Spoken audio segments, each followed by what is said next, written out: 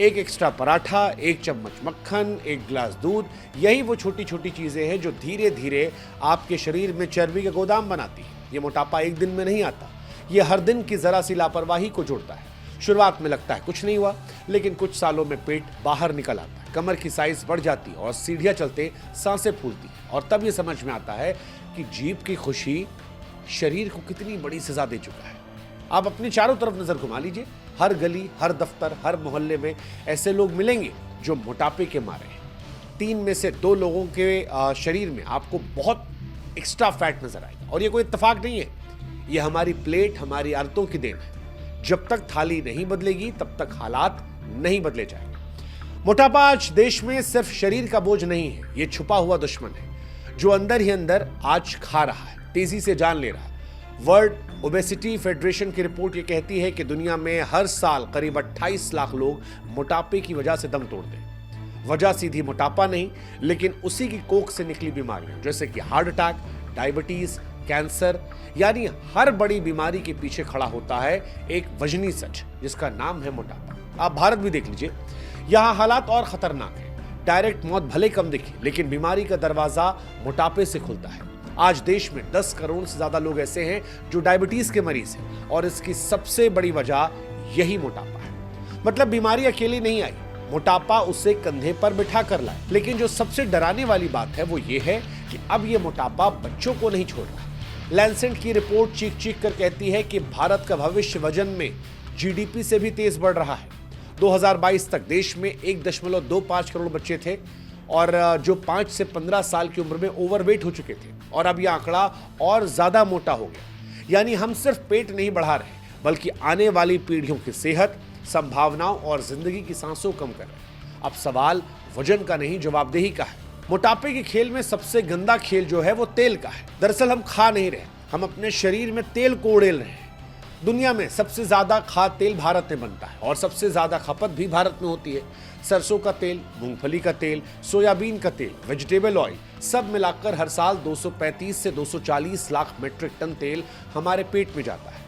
खाने में ना हम तेल देखते हैं और न तेल की धार। इतना खा जाते हैं कि हर साल सरकार को तेल विदेश से भी मंगवाना पड़ता है।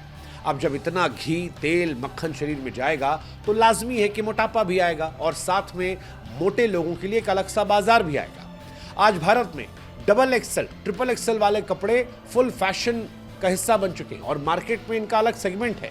5 साल पहले यह हिस्सा केवल 12% था, लेकिन आज ये 25% होने वाला है। मेड इन इंडिया ब्रांड हो या फिर इंटरनेशनल वाला, ग्लोबल, देसी, सारे जहां पर आप जाएंगे double XL, triple XL size पर इन्वेस्ट किया जा रहा है, क्योंकि उन्हें पता है कि मोटापा बीमारी नहीं, मुनाफे का मौका भी बन चुका है। ये कपड़े की बात थी। मोटापे के धंधे की कहानी सुनाते हैं। हर आदमी को स्लिम होना है, लेकिन सुबह वॉक पर नहीं जाना है। जिम की मेंबरशिप है, लेकिन जाना गुनाह है। योगा के आसन वासन से तो बचने के बहाने हैं, और कसरत का नाम सुनते थकान आने लगती है। लेकिन दिखना सबको फिट है, चाहते सब हैं कि वो गुड लुकिंग लगे। चमकते चेहरे के साथ पतली कमर सबको चाहिए, और यहीं से पैसे का खेल शुरू होता है। कोई स्लिम होने वाली क्रीम लगा रहा है, कोई शेपिंग बेल्ट कस रहा है, कोई कीटो डाइट में भूखा है, कोई ग्रीन टी में डूबा है। लेकिन मोटापा जस का तस बैठा है, क्योंकि हमने अपनी आदतें नहीं बदली, खर्चे बढ़ गए। अब आपको सुनाते हैं ये खेल कितना बड़ा है। 2022 में अगर बात की जाए तो भारत में बॉडी फैट घटाने का बाजार 24,700 करोड़ रुपए का था। 2030 तक ये बाजार 54,000 करोड़ का हो जाएगा।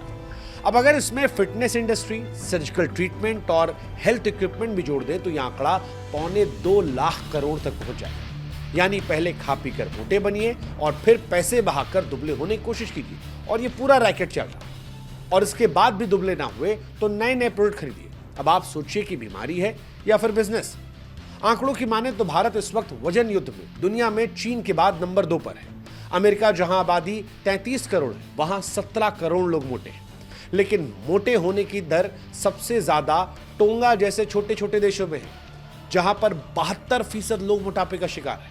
उसके बाद नंबर आता है दुनिया के तीसरे सबसे छोटे देश नाउरू का, जहां 70% वजनी लोग बन चुके हैं।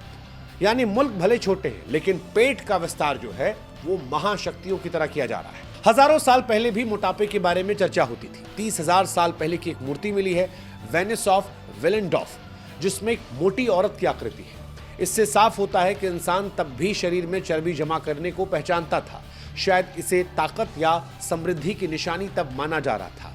पुराने जमाने के ग्रंथों में मोटापे का जिक्र है। यूनान के मशहूर वैद्य हिप्पोक्रेटिस ने मोटापे को बीमारी कहा था और इसका इलाज बताया था। सीधा सादा खाना और रोज की कसरत। मिस्र के पुराने पन्नों में डायबिटीज जैसे लक्षण दिखते हैं जो आज हम जानते हैं सीधे मोटापे से जुड़ते हैं।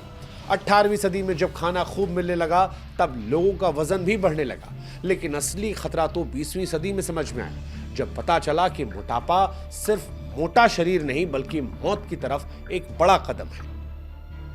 और आज भी वही कहानी है, बस दौर बदला है। पहले चर्बी को आदर्श मानकर मूर्तियों में गढ़ा गया, अब वही चर्बी अस्पतालों में बीमारी बनकर भर्ती हो रही है। पहले मोटा शरीर रुतबे की पहचान था, लेकिन अब वही शरीर डॉक्टरों की कमाई का जरिया बन गया। अगर अब भी न संभले तो अगली पीढ़ी सिर्फ मोटी नहीं होगी बल्कि बीमार भी होगी। मोटापा आज कोई फैशन नहीं, यह आपके भविष्य की तबाही का ट्रेलर है जिसे हर दिन आप खुद रिलीज कर रहे हैं थाली में, ठूसे गए खाने में और उस जीभ की जिद में जो स्वाद के नाम पर शरीर को बर्बाद कर रही है। जब तक जीभ पर लगाम नहीं लगती तब तक शरीर काबू में नहीं आता और तब तक चाहे जितना पैसा बहा लीजिए, कोई फैट घटाने क्रीम, कोई जादुई डाइट, कोई इंजेक्शन या कोई भी बाबा का रामबाण इलाज ठीक नहीं कर सकता। हकीकत यही है कि बाजार मोटे लोगों के लिए नहीं, उनकी कमजोर इच्छा शक्ति से चलता है। आपका मोटापा उनकी कमाई है और जब तक आप खुद को नहीं बदलेंगे तब तक ये खेल यूं ही चलता रहेगा।